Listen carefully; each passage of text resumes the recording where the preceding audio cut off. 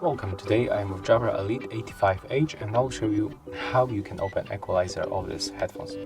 So we have to open the Jabra Sound Plus application. Right now you have to wait until both devices connect, and then the Equalizer you will find right here. In this place you can find 6 default modes. As you can see, the volume on the Equalizer has changed.